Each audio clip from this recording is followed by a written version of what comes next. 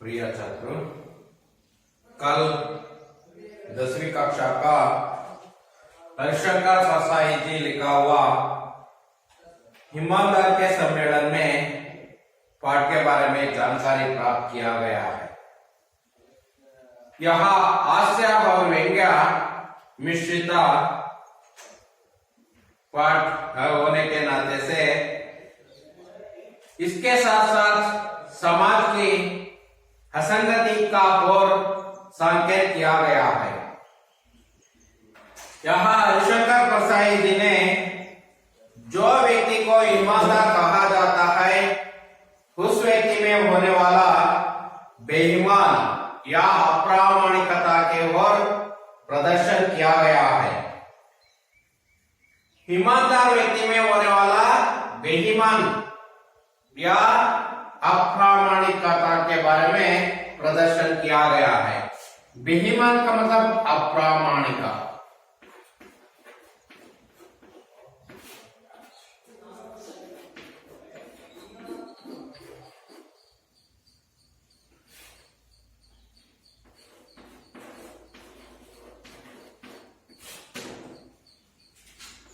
ईमान का मतलब प्रामाणिक।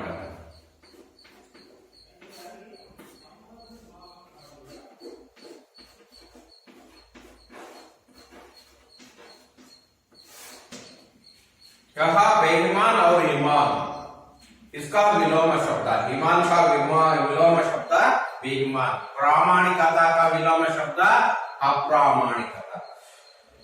यहाँ हरिशंकर परसाई जी ने इस पाठ के द्वारा समाज में होने वाला बुरा घटनाओं को चित्रण किया गया है। ऐसे कभी भी नहीं होता है, एक एक बार हो सकता है। मुझे ईमानदार माना है, क्यों ना जाने, मुझे पता नहीं है। मुझे एक ईमानदार के सम्मेलन करने के लिए मुझे एक पत्र लिखा है। उस पत्र में ऐसे लिखा है, हम लोग इस शहर में, शहर का मतलब नगर,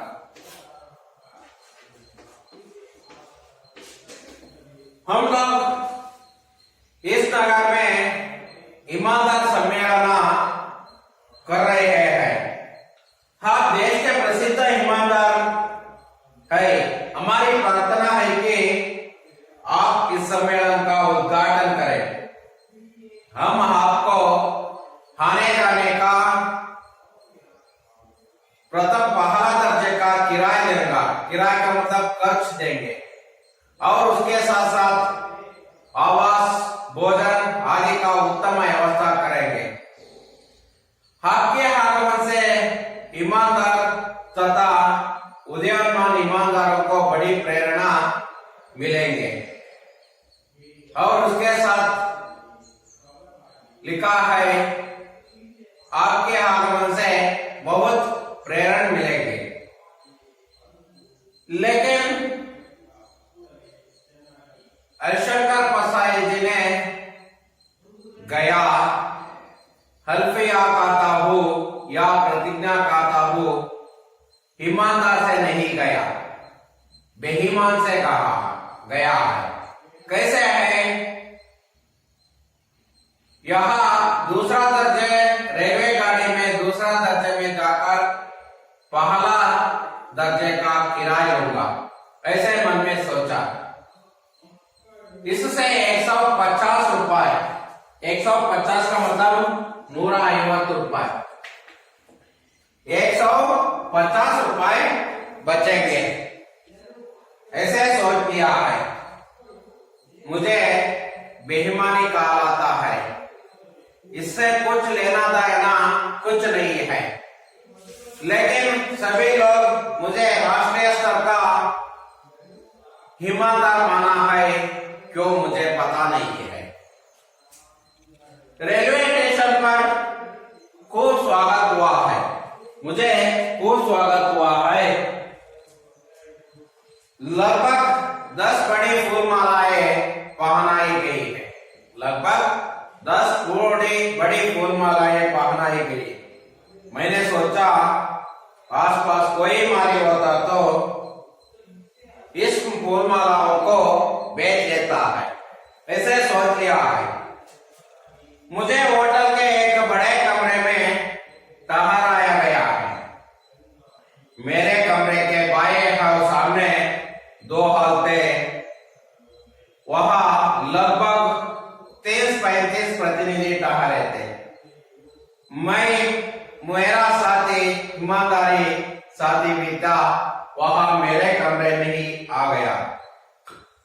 इन दिनों मिलने के कारण से मैं ताली नहीं लगाया। वहां कमरे को ताली लगाने से इन लोगों को तकलीफ होगी या समस्या होगी, इससे ताली नहीं लगाया। मैंने ईमानदार सम्मेलन को गया। वहां उद्घाटन बहुत वैभवयुत या शानदार हुआ है। मैं लगभग 1 घंटा भाषण दिया है। लोग जा चुके थे, मैं था मुख्य अतिथि।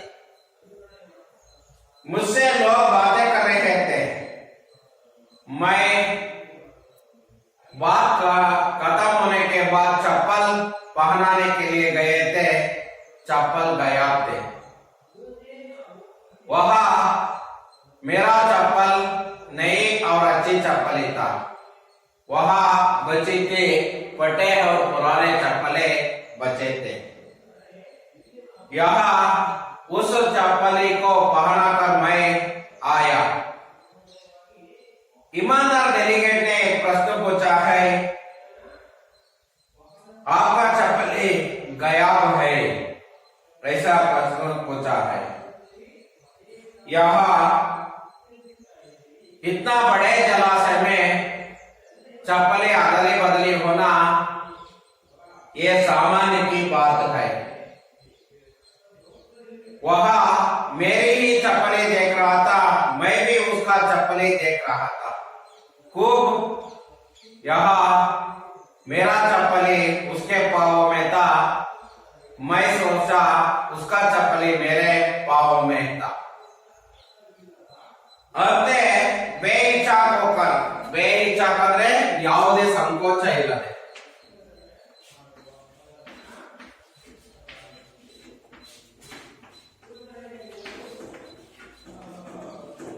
इच्छाकार मतलब संकोच।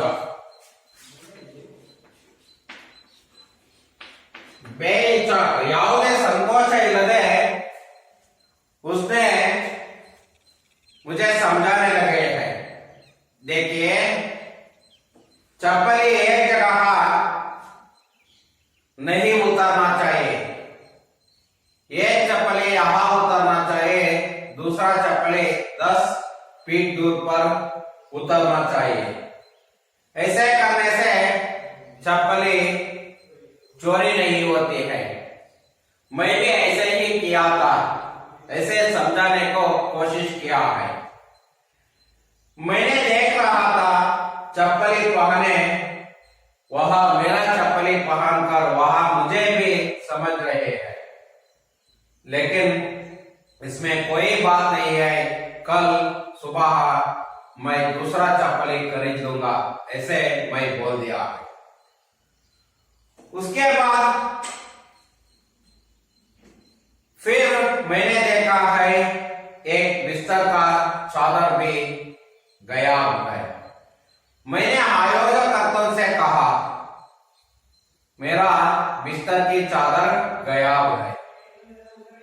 और उसने कहा होटल वाला ने दुलाने के लिए भेज दी है, दूसरा बिस्तर की चादर आएगा।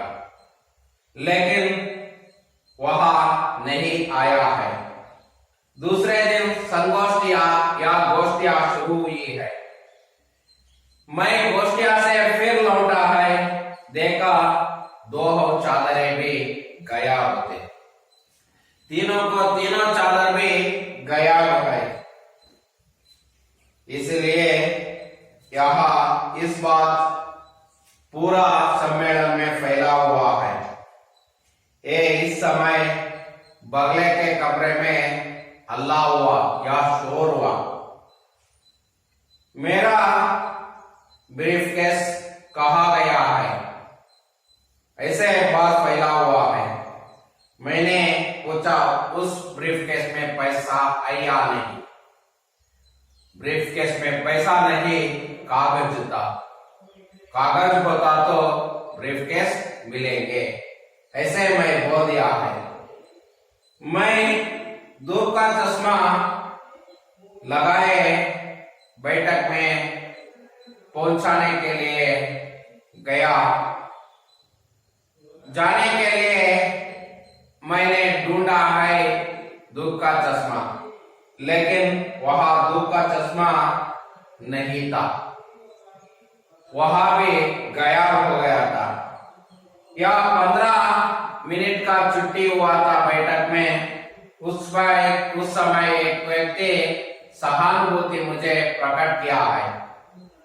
यह आपके धूप का चश्मा चोरी हो गई है। यहाँ सम्मेलन में बहुत चोरियां हो रही है, देखिए आपका धूप का चश्मा ही चला गया है, ऐसे बोल दिया है। इससे हम लोगों को मालूम होता है यह चप्पल पहले गायब हो गया था, दूसरा बिस्तर का चादर गायब हो गया था, तीसरा धूप का चश्मा।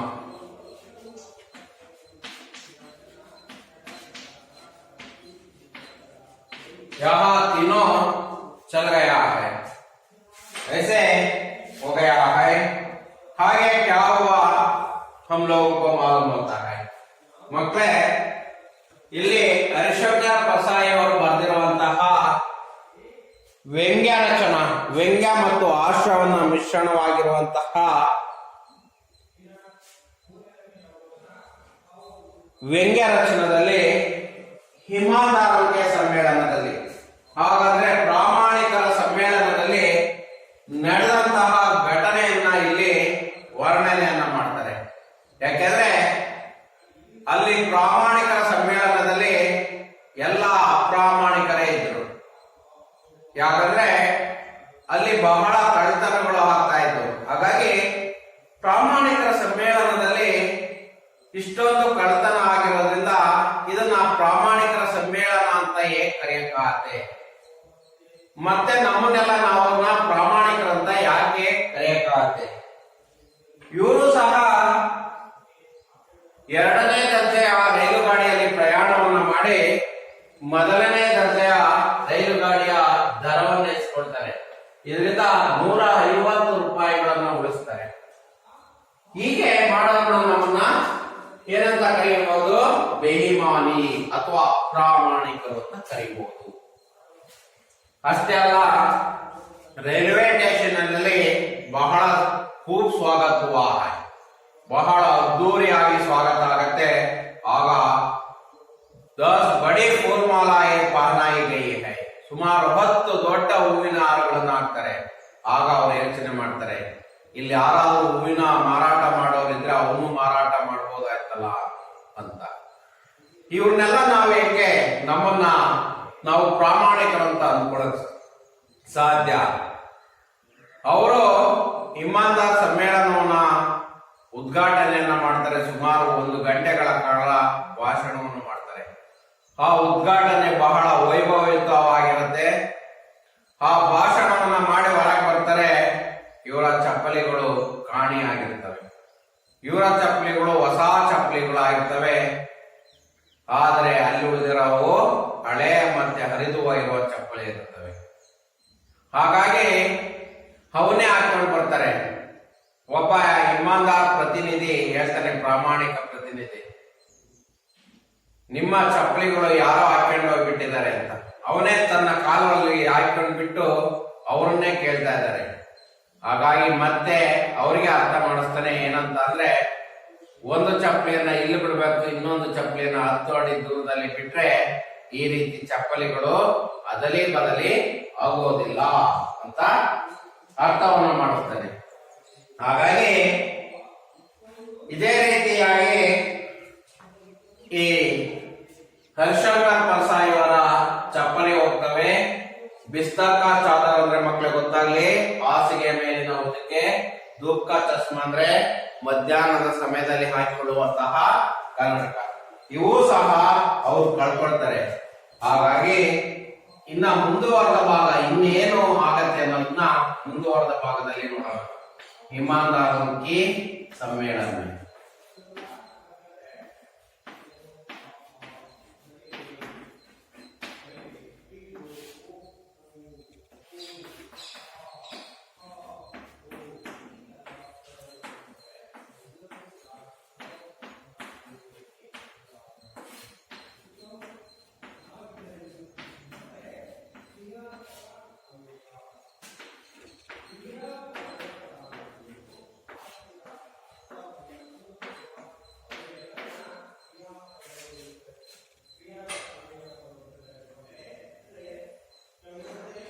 नोड़ी मकले,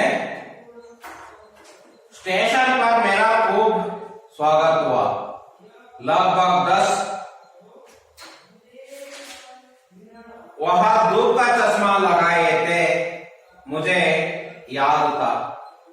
एक दिन पहले वहां धूप का चश्मा नहीं लगाए थे. मैंने देखा जो चश्मा वहां लगाए थे वहां मेरा ही था. कहने लगे अपने चश्मा लगाए नहीं था. मैंने कहा रात को क्या चांदनी में धूप का चश्मा लगाया जाता है. मैंने कमरे के टेबल पर रखा दिया था. वहां बोले वही उठा ले गया है होगा. मैं उन्हें देख रहा था और वहां मेरा चश्मा लगाए इंतमिनाना से बैठे थे. तीसरे दिन रात को लौटा तो कुछ हरारत थी, थोड़ी ठंडी भी थी. मैंने सोचा बिस्तर से कंबल निकला लूं. वह पर कंबल भी गया था. फिर आना हुआ. स्वागत समिति के मंत्री आए, कई कार्यकर्ता आए. मंत्री कार्यकर्ताओं को डांटने लगे. तुम लोग क्या करते रहे? वो तुम्हारी ड्यूटी यहाँ है. तुम्हारे रातें चोरियां हो रही है. वह यहाँ ईमानदार सम्मेलन है. बाहर यहाँ चोरी की बात फैले तो कितनी बदनाम होगी. कार्यकर्ताओं ने कहा हम क्या करें? अगर सम्मानीय डेलीगेट यहाँ वहां जाए तो क्या हम उन्हें रोक सकते हैं? बस ಅಲ್ಲಿವರೆಗೂ ಇರಲಿ ಮಕ್ಕಳು. ಹಾಗಾದ್ರೆ ಇನ್ನ ಮುಂದುವರೆದ ಭಾಗದಲ್ಲಿ ನಮಗೆ ಗೊತ್ತಾಗುತ್ತೆ ಇನ್ನೇನು ವಸ್ತುಗಳನ್ನ ಅವ್ರು ಕಳ್ಕೊಂಡ್ರು ಅಂತ. ಅದನ್ನ ನೋಡೋಕ್ಕಿಂತ ಮೊದಲು ನೀವು ಒಂದು ಬಾರಿ ಆ ಪಾಠವನ್ನ ಹಾಗೆ ಒಂದ್ಸಲ ಮೆಲ್ಕ್ ಹಾಕ್ಬಿಟ್ರೆ ನಾವು ಹೇಳಿದ್ದನ್ನ ಅರ್ಥ ಆಗತ್ತೆ, ನಿಮ್ಗೆ ಬಹಳ ಈಸಿಯಾಗಿ ಅರ್ಥ ಆಗತ್ತೆ. ಹಾಗಾದ್ರೆ ನೋಡೋಣ, ಒಂದ್ಸಲ ಓದ್ಕೊಳ್ಳಿ.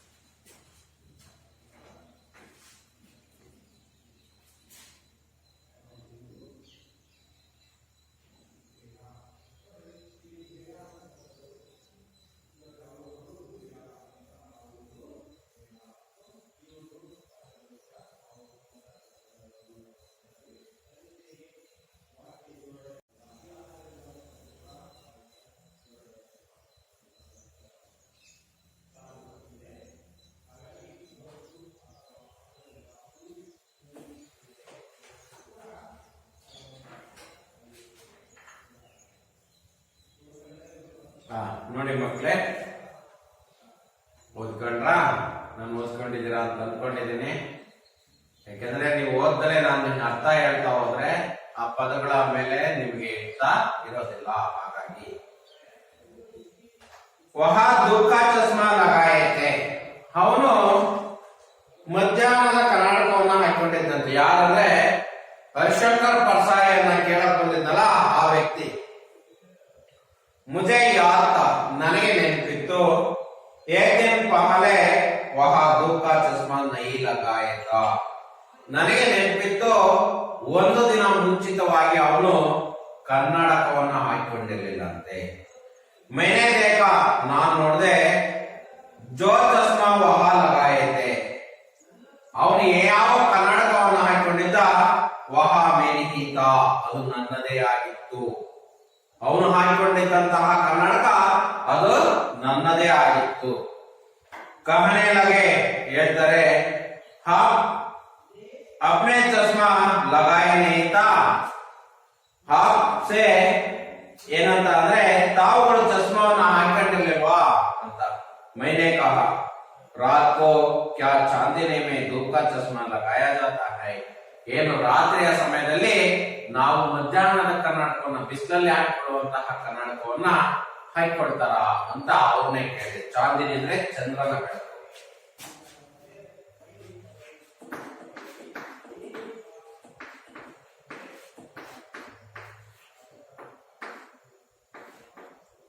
चांद का रोशनी या चंद्र का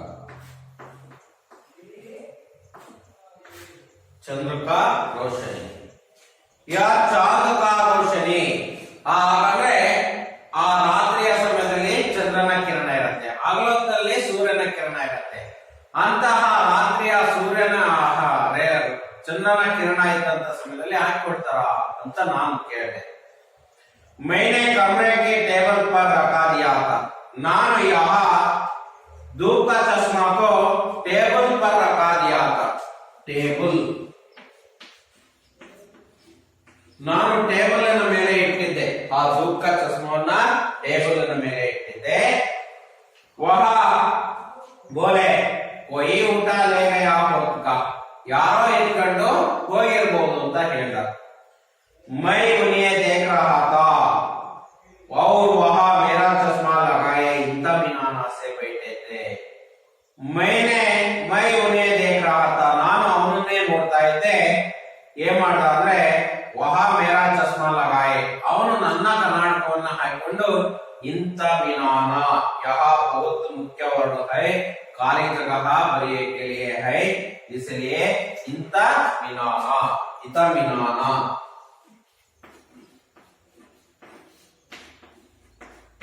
इत्मीनान ಅಂದ್ರೆ ಭರೋಸಾ, ವಿಶ್ವಾಸ.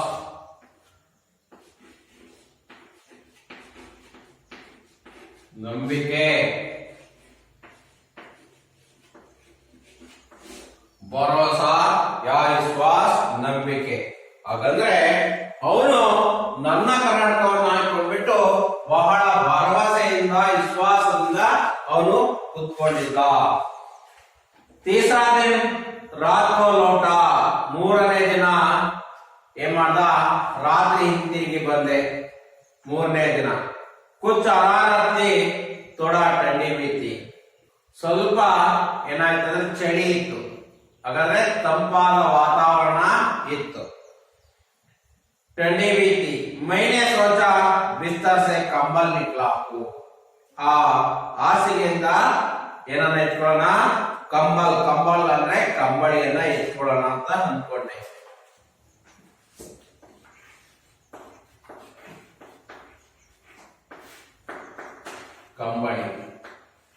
ಕಂಬಳಿ ಅಂದ್ರೆ ಗೊತ್ತಾಗಿ ಮಕ್ಕಳೇ, ಕುರಿಯ ಕೂದಲುಗಳಿಂದ ಮಾಡಿದಂತಹ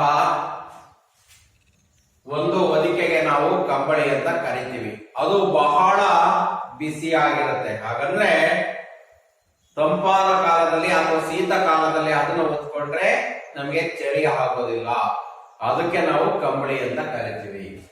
ಆ ಕಂಬಳಿಯನ್ನ ಹೊತ್ಕೊಳ್ಳೋದಕ್ಕೆ ಸೀತಾ ಆಯ್ತಲ್ಲ, ಕಂಬಳಿಯನ್ನ ಹೊತ್ಕೊಳ್ಳೋಣ ಅಂತ ನೋಡ್ತಾರೆ, ವಹ ಕಂಬಲ್ ಬಿ ಗಯಾ ಹೋಗೈ.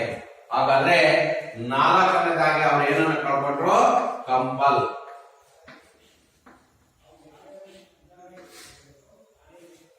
ಕಂಬಲ್ ಬಿ ಗಯಾತಿ, ಅವರು ನಾಲ್ಕನೇದಾಗಿ ಕಂಬಲ್ ಅನ್ನು ಸಹ ಕಳ್ಕೊಳ್ತಾರೆ. ಫಿರ್ ಅಲ್ಲಾಹುವ, ಮತ್ತೆ ಅಲ್ಲಿ ಗಲಾಟೆ ಆಯ್ತು. ಫಿರ್ ಅಲ್ಲಾಹುವ, ಶೋರ್, ಅಲ್ಲಾಹ का मतलब शोर हुआ.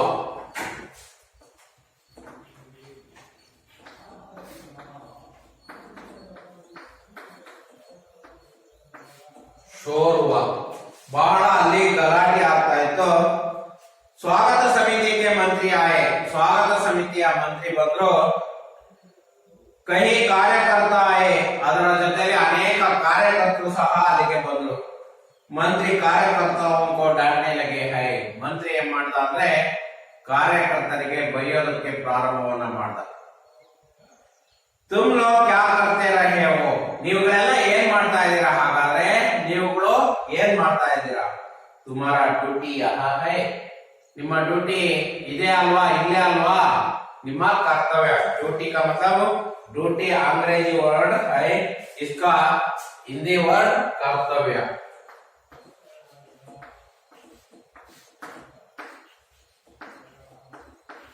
कर्तव्य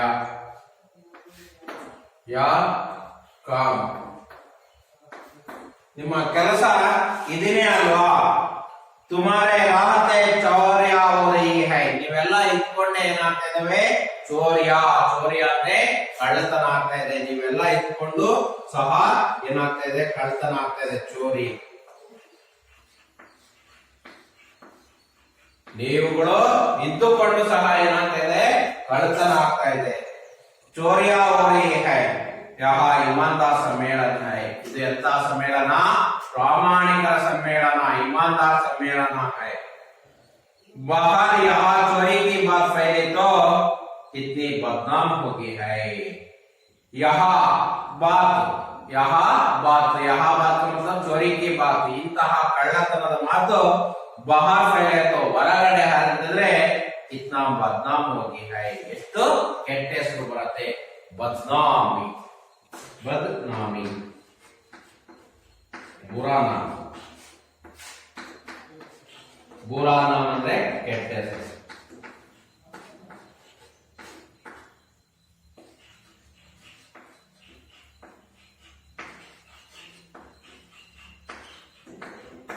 बुरा नाम ಅಂದ್ರೆ ಕೆಟ್ಟ ಹೆಸರು.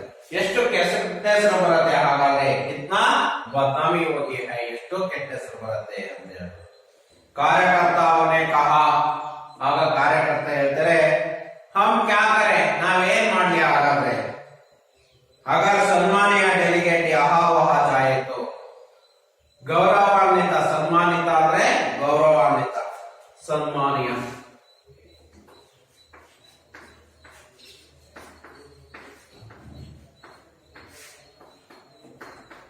ಗೌರವಯುತ.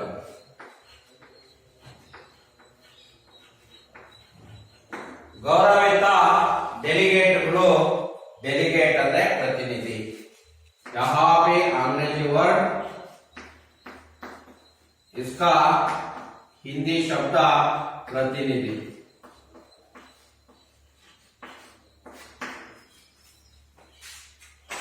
ಸನ್ಮಾನ್ಯ ಡೆಲಿಗೇಟ್, ಎಲ್ಲ ಇಲ್ಲಿರುವಂತಹ ಗೌರವಾನ್ವಿತ ಪ್ರತಿನಿಧಿಗಳು ಈ ಕಡೆ ಆ ಕಡೆ ಹೋದ್ರೆ तो क्या कर रहे हैं, ನಾವೇನ್ ಮಾಡೋಕ್ ಸಾಧ್ಯ? ನೇರ ಹೋಗ್ಸಕ್ತೆ, ಅವ್ರನ್ನ ನಿಲ್ಸೋದಕ್ ಸಾಧ್ಯನಾ? ಅವ್ರನ್ನ ಏನ್ ಮಾಡಕ್ ಸಾಧ್ಯ? ಅವ್ರನ್ನ ನಾವು ಓಡಾಡಕ್ ಆಗೋದಿಲ್ಲ.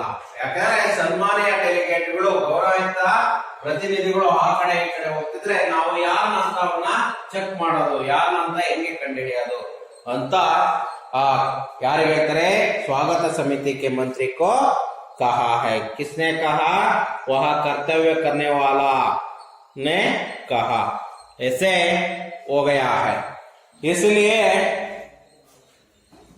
हम लोगों को मालूम होता है, इससे यह सम्मेलन में, ईमानदार सम्मेलन में बहुत चोरियां हो रही थी, ಬಹಳ ಕಳ್ಳತನಗಳು ಆಗ್ತಾ ಇತ್ತು. ಹಾಗಾಗಿ ಹರಿಶಂಕರ್ ಪರ್ಸಾಯಿ ಅವರು ಸಹ 4 ವಸ್ತುಗಳನ್ನ ಕಳ್ಕೊಂಡಿದ್ದಾರೆ.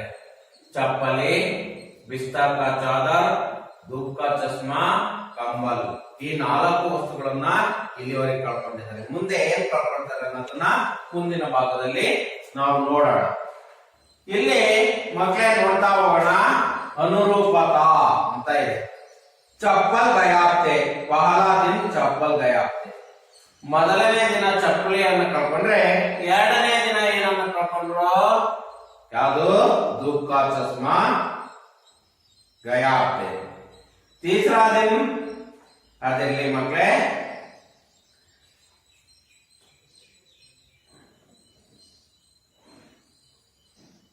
ನೋಡಿ, ಚಪ್ಪಲಿयों की चोरी होने पर ईमानदार डेलीगेट ने क्या सुझाव दिया? ಚಪ್ಪಲಿಗಳು ಕಳ್ತನ ಆದ್ಮೇಲೆ ಇಮಾನ್ದಾರ್ ಡೆಲಿಗೇಟ್ ಏನಂತ ಸಲಹೆಯನ್ನ ಕೊಟ್ಟ?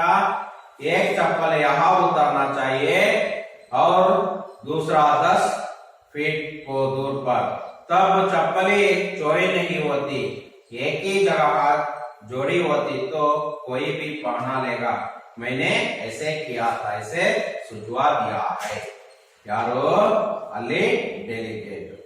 ಮಕ್ಕಳೇ, ಈಗ ನಾವು ಏನನ್ನ ನೋಡ್ತಾ ಹೋಗೋಣ ಅಂದ್ರೆ ವಿಲೋಮ ಶಬ್ದವನ್ನು ನೋಡ್ತಾ.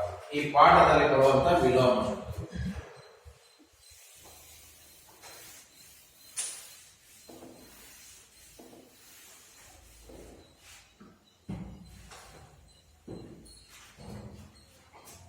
ಆಗಮನ್,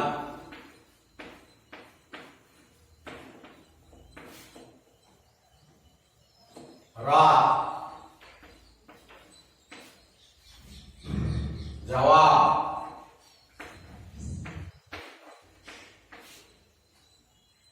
बेचना,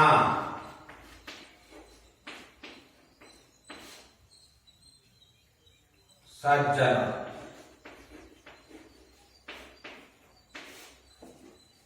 देखिए बच्चों, 5 विलोम शब्द है. 5 ವಿಲೋಮ ಶಬ್ದವನ್ನು ಕೊಟ್ಟಿದ್ದಾರೆ. ಈ 5 ವಿಲೋಮ ಶಬ್ದಕ್ಕೆ ನಾವು ಈಗ ಉತ್ತರವನ್ನ ಬರೆಯುವಂತದ್ದು.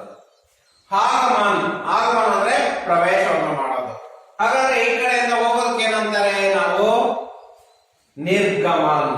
ಆಗಮನ, ನಿರ್ಗಮನ. ಆಗಮನ ಅಂದ್ರೆ ಬರುವುದು, ನಿರ್ಗಮನ ಅಂದ್ರೆ ಹೋಗುವುದು. ಇದು ಒಂದಕ್ಕೆ. ರಾತ್, ದಿನ್, ರಾತ್ರಿ ಮತ್ತೆ ದಿನ. ರಾತ್ರಿ ಆಗುವಂತದ್ದು ಮತ್ತೆ ದಿನ ಅಂದ್ರೆ ಹಗಲು ಅಂತ. ಜವಾಬ್, ಜವಾಬ್ ಅಂದ್ರೆ ಉತ್ತರ, ಉಸ್ಕಾ ಸಮಾನಾರ್ಥಕ ಶಬ್ದ. ಹಾಗಾದ್ರೆ ಪ್ರಶ್ನ, ಜವಾಬ್ ಕಾ ವಿಲೋಮ ಶಬ್ದ ಪ್ರಶ್ನ, ಜವಾಬ್ ಕಾ ಸಮಾನಾರ್ಥಕ ಶಬ್ದ ಉತ್ತರ. बेचना, ಖರೀದ್ನಾ. बेचना का ವಿಲೋಮ ಶಬ್ದ ಖರೀದ್ನಾ. ಬೇಚ್ನ ಅಂದ್ರೆ ಮಾರಾಟ ಮಾಡೋದು, ಖರೀದ್ನಾ ಅಂದ್ರೆ ಕೊಂಡುಕೊಳ್ಳುವುದು. ಸಜ್ಜನ, ಸಜ್ಜನ ಅಂದ್ರೆ ಒಳ್ಳೆಯ ಜನ. ಸಜ್ಜನ ಅಂದ್ರೆ ಏನಂತ? ಒಳ್ಳೆಯ ಜನ. ಹಾಗಾದ್ರೆ ಸಜ್ಜನಕ್ಕೆ ವಿಲೋಮ ಶಬ್ದ ಏನಾಗುತ್ತೆ ಮಕ್ಕಳೇ? ದುರ್ಜನ. ದುರ್ಜನ ಅಂದ್ರೆ ಕೆಟ್ಟ ಜನ. ದು ಅಂದ್ರೆ ಏನಂತ? ಕೆಟ್ಟ. ಬೂರ ಜನ ಅಥವಾ ದುರ್ಜನ, ಕೆಟ್ಟ ಜನ ಅಂತ ಆಗತ್ತೆ ಮಕ್ಕಳೇ. ಹಾಗಂತ ಅಲ್ಲಿಗೆ ವಿಲೋಮ ಶಬ್ದವನ್ನ ಬರ್ಕೊಳ್ಳೋಣ. ಆಗಮನ, ನಿರ್ಗಮನ.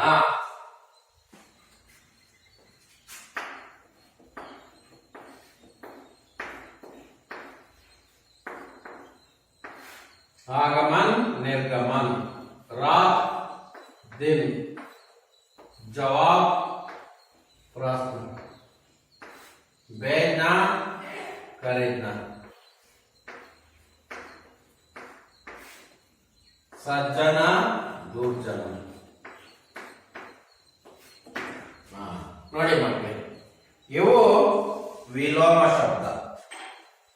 ಆಗಮನ, ನಿರ್ಗಮನ, रात, दिन, जवाब, प्रश्न, बेचना, खरीदना, सज्जन, दुर्जन.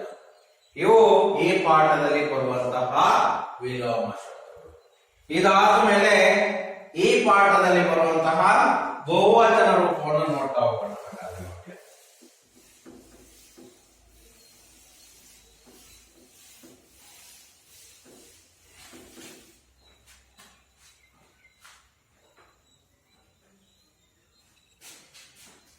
कपड़ा,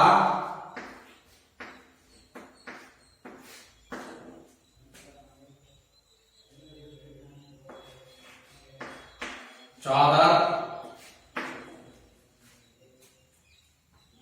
बात,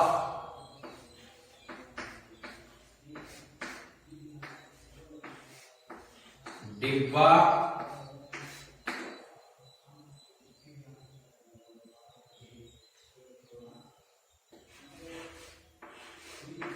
चीज। यहाँ इस पाठ में आने वाला एक वचन शब्द, यहाँ एक वचन शब्द को बहुवचन शब्द के रूप में परिवर्तन करना चाहिए। यहाँ एक वचन शब्द है, इसका बहुवचन के रूप में परिवर्तन करना। एक वचन शब्द को बहुवचन के रूप में परिवर्तन करना। कपड़ा, चादर, बात, डिब्बा, चीज। ಹಾಗಾದ್ರೆ ಮಕ್ಕಳೇ ನೋಡೋಣ ಇವನ್ನ ಹೇಗೆ ಮಾಡುವಂತದ್ದು. ಕಪಡ ಇದೆ, ಕಪಡೆ ನೋಡಿ. ಡಾ ಇದ್ದು ದೇಹ ಆಯ್ತು, ಕಪಡೆ. ಚಾದರ್, ಚಾದರೆ. ಬಾತ್, बातें। डिब्बा, डिब्बे। चीज, चीजें। ऐसे परिवर्तन करना है। देखिए, कपड़ा, कपड़े, चादर, चादरे, बात, बातें, डिब्बा, डिब्बे, ಚೀಜ, ಚೀಜೆ.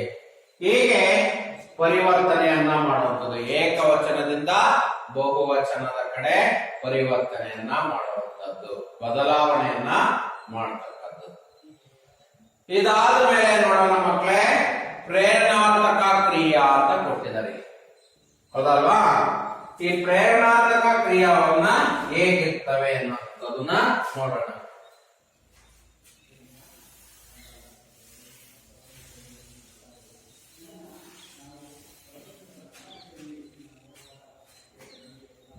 ಪ್ರೇರಣಾತ್ಮಕ ಕ್ರಿಯಾ. ಪ್ರೇರಣಾತ್ಮಕ ಅಂದ್ರೆ ಕ್ರಿಯೆ ತನ್ನ ಕೆಲಸವನ್ನ ಮಾಡದೇ ಇದ್ದಾಗ ಪ್ರೇರಣೆಯನ್ನ ಕೊಟ್ಟು ಮಾಡಿಸುವಂತದ್ದೇ ಪ್ರೇರಣಾತ್ಮಕ ಕ್ರಿಯಾ ಅಂತ ಕರಿತೀವಿ. ಹಾಗಾಗಿ ಇಂತಹ ಪ್ರೇರಣಾತ್ಮಕ ಕ್ರಿಯಾ ಹೇಗಿರ್ತವೆ ಅನ್ನುವಂಥದ್ದನ್ನ ನೋಡ್ತಾ ಹೋಗೋಣ. ಇಲ್ಲಿ ಉದಾಹರಣೆಗೆ ಕೊಟ್ಟಿದ್ದಾರೆ, ಟಹರ್ನಾ, ಟಹರ್ನಾ. ಇದು ಕ್ರಿಯಾ ಶಬ್ದ ಮಕ್ಕಳಿಗೆ ಗೊತ್ತಾಗಲಿದೆ ಅಂತದ್ದು ಕ್ರಿಯಾ. ಅದಾದ್ಮೇಲೆ ಇಲ್ಲಿ ಏನ್ ಬರುತ್ತೆ, ಪ್ರಥಮ ಪ್ರೇರಣಾತ್ಮಕ. ಇಲ್ಲೇ ಬರುತ್ತೆ ದ್ವಿತೀಯ ಪ್ರೇರಣಾತ್ಮಕ. ಟಹರ್ನಾಕ ಪ್ರಥಮ ಪ್ರೇರಣಾತ್ಮಕ ಏನಾಗತ್ತೆ ಅಂದ್ರೆ ಮಕ್ಕಳೇ ಗೊತ್ತಾಗ್ಲಿ, ಟಹರಾನ, ಟಹರಾನ. ಇದು ರಾಗೆ ಆನನ್ನ ಜೋಡಿಸಿದಾಗ ನಮ್ಗೆ ಟಹರಾನ ಬರುತ್ತೆ. ದ್ವಿತೀಯ ಪ್ರೇರಣಾತ್ಮಕ ಏನಾಗುತ್ತೆ, ಟಹರ್ವಾನ, ಟಹರ್ವಾನ. ಗೊತ್ತಾಯ್ತಾ? ವಾಕ್ಯಲಿ ವಾ ಬರುತ್ತೆ, ಇದಕ್ಕೆ ಏನನ್ನ ಸೇರಿಸ್ಬೇಕು, ವಾನ ಸೇರಿಸ್ಬೇಕು. ಇಲ್ಲಿ ದೋನ ಇದೆ ಎರಡನೇದಾಗಿ. ದೋನ ಇದ್ದಿದ್ದು ಏನಾಗುತ್ತೆ ಗೊತ್ತಾ ಮಕ್ಕಳೇ, ದುಲಾನ. ದೋನ, ದುಲಾನ. ಇಲ್ಲೇನಾಗುತ್ತೆ ಮಕ್ಕಳೇ, ದುಲ್ವಾನ, ದುಲ್ವಾನ. नेक्स्ट तीसरा देखना,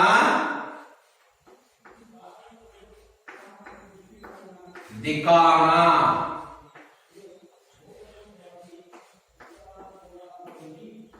ಇಲ್ಲೇನಾಗತ್ತೆ ದಿಕ್ವಾನ ಹಾಗೆ ಬದಲಾವಣೆ ಆಗುತ್ತೆ. ನೆಕ್ಸ್ಟ್ ಲೌಡ್ನ ಏನಾಗುತ್ತೆ ಲಿಟಾನ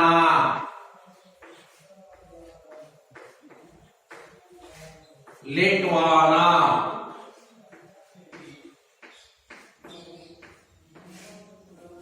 ನೆಕ್ಸ್ಟ್ ಉತ್ತರ್ನ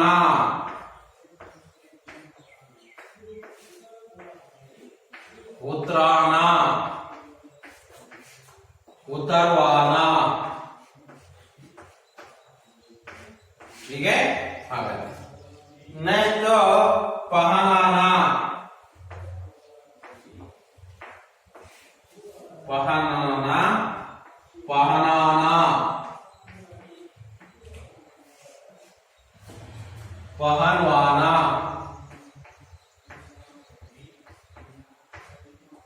ಹೀಗೆ ಬದಲಾವಣೆ ಆಗುತ್ತೆ. ನೋಡಿ ಮಕ್ಕಳೇ, ಟಹರ್ನ ಇದ್ದಿದ್ದೇನಾಯ್ತು ಟಹರಾನ ಆಯ್ತು, ಕಹರ್ವಾನ ಆಯ್ತು. ದೋನ ಇದ್ದಿದ್ದೇನಂತೆ ದುಲಾನ ಆಯ್ತು, ದುಲ್ವಾನ ಆಯ್ತು. ದೇಖ್ನ ದಿಕ್ಕಾನ ಆಯ್ತು, ದಿಕ್ವಾನ ಆಯ್ತು. ಲೌಡ್ನ ಇದ್ದಿದ್ದು ಲಿಟಾನ ಆಯ್ತು, ಲಿಟ್ವಾನ ಆಯ್ತು. ಉತ್ತರ್ನ ಇದ್ದಿದ್ದು ಉತ್ತರಾನ, ಉತ್ತರ್ವಾನ ಆಯ್ತು. ಪಹನಾನ ಪಹನಾನ ಪಹನ್ವಾನ ಆಯ್ತು. ಮಕ್ಕಳೇ, ಇದಕ್ಕಿಂತ ಮೊದಲು ಮೂಲ ಧಾತು ಇರ್ತವೆ, ನಿಮ್ಗೆ ಗೊತ್ತಾಗ್ಲಿ. ಟಹರಾನಕ್ಕೆ ಟಹರ್, ದೋನಾಕ್ಕೆ ದೋ, ದೇಖ್ನಾಕ್ಕೆ ದೇಖ್, ಲೌಡ್ನಾಕ್ಕೆ ಲೌಡ್, ಉತ್ತರ್ನಾಕ್ಕೆ ಉತ್ತರ್, ಪಹನ್ಗೆ ಪಹನಾಗೆ ಪಹನ್. ಹಾಗಾದ್ರೆ ಇಲ್ಲೆಲ್ಲ ಯಾವ ಶಬ್ದ ಬಿಟ್ಟಿದ್ದೀವಿ? ನಾಕ್ಷರವನ್ನು ಬಿಟ್ಟು ಬರೆದಿದ್ದೀವಿ. ಹೌದಲ್ಲ ಮಕ್ಕಳೇ? ನೋಡಿ, ಎಲ್ಲವಕ್ಕೂ ಸಹ ಹೀಗೆ ಬಿಟ್ಟು ಬರೆದಿದ್ದೀವಿ. ಇದನ್ನ ಜೋಡಿಸಿದಾಗ ಅದೇನಾಗುತ್ತೆ ಕ್ರಿಯಾ ಶಬ್ದ ಆಗುತ್ತೆ. ಮೂಲ ಧಾತು ಇದ್ದಿದ್ದೇನಂತೆ ಕ್ರಿಯಾ ಶಬ್ದವಾಗಿ ಪರಿವರ್ತನೆ ಆಗುತ್ತೆ. ಹಾಗೆ ಪರಿವರ್ತನೆ ಆದ ಟಹರ್, ಟಹರ್ನ, ಟಹರಾನ, ಟಹರ್ವಾನ, ದೋ, ದೋನ, ದುಲಾನ, ದುಲ್ವಾನ, ಹೀಗೆ ಪರಿವರ್ತನೆ ಆಗುತ್ತಾ ಹೋಗತ್ತೆ ಮಕ್ಕಳೇ. ಇದನ್ನ ನೀವು ಇವತ್ತೆಲ್ಲ ಕಲ್ತ್ಕೊಂಡ್ಬಿಟ್ಟು ಚೆನ್ನಾಗಿ ನೋಡಿ. ವಿಲೋಮ ಶಬ್ದ, ಪ್ರೇರಣಾತ್ಮಕ, ಬಹುವಚನ ರೂಪ ಪಾಠದ ವಿವರಣೆಯನ್ನು ಕೊಟ್ಟಿದ್ದೀವಿ. ಇದನ್ನ ಜೊತೆಗೆ ಓದ್ಕೆಂದು ಪ್ರಾಕ್ಟೀಸ್ ಮಾಡ್ಕೊಂಡಿರ್ಬೇಕು. ನೆಕ್ಸ್ಟ್ ಈ ಪಾಠ ಮುಗಿದ ತಕ್ಕಲೆ ಘಟಕ ಪರೀಕ್ಷೆನ ಕೊಡ್ತೀವಿ, ಅದಕ್ಕೆ ನೀವು ತಯಾರಿಯಾಗಿರ್ಬೇಕು ಅಂತ ಹೇಳ್ತಾ ಈ ಪಾಠವನ್ನ ಮುಗಿಸ್ತಾ ಇದ್ದೇವೆ. ಧನ್ಯವಾದ.